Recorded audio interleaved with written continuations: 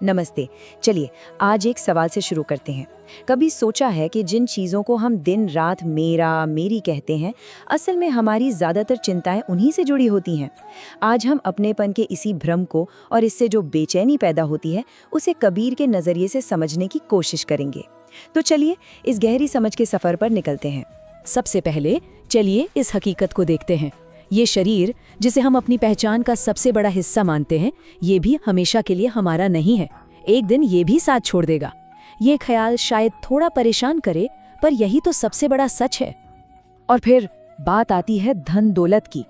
वो सारी संपत्ति जिसे हम अपनी पूरी जिंदगी लगाकर इकट्ठा करते हैं, वो भी हमारे जाने के बाद यहीं रह जाती है। हम उसमें से कुछ भी अपने साथ लेकर नहीं जा सकते।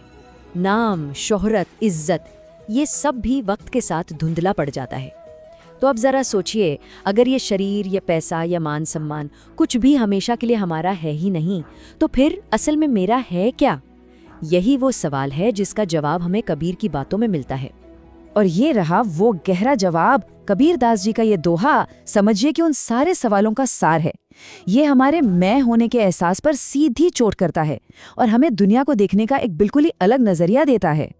तो चलिए इस दोहे की पहली लाइन को जरा गहराई से समझते हैं।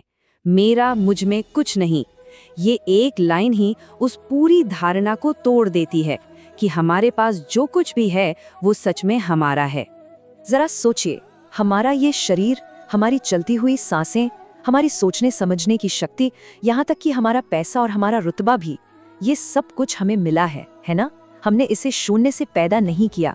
ये सब एक तरह से हमें उधार पर मिला है। तो यहीं पर सारा खेल बदल जाता है।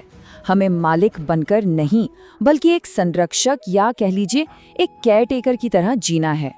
देखिए, मालिक अधिकार जताता है और इसी से अहंकार पैदा होता है, जबकि एक संरक्षक बस विनम्रता से चीजों की देखभाल करता है, ये जानते हुए कि ये चीजें हमेशा उसके पास नहीं रहने वाली।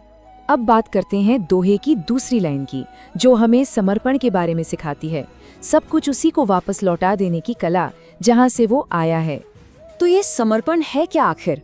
इसका मतलब है उन चीजों को भी लौटा देना जिनसे हम सबसे ज्यादा चिपके हुए हैं। हमारी कामयाबी, हमारा परिवार, हमारा टैलेंट। बस ये मान लेना कि ये सभी उसी एक सोर्स से आया है और वहीं वापस लौट जाना है। और जब ये एहसास होता है ना कि जब कुछ हमारा था ही नहीं, तो फिर उसे वापस देने में हमारा जाता ही क्या है, यही एहसास अपने आप में एक बहुत बड़ी आज़ादी है। इसमें कोई नुकसान नहीं है, बल्कि हमारे कंधों से एक बहुत बड़ा बोझ उतर जाता है। तो फिर हमारे तनाव और हमारी तकलीफों की असली जड़ क्या है? कबीर कहते हैं, असली प्रॉब्लम चीज़ों में नहीं, बल्कि उन चीज़ों से हमारा जो लगाव है, जो मेरापन का भाव है, उसमें है। ये शब्द मेरापन, यही है सारी मुश्किल की जड़। ये मेरा होने का एहसास। जैसे जब कोई हमारी बात से सहमत नहीं होता तो हमें बुरा लगता है। क्यों?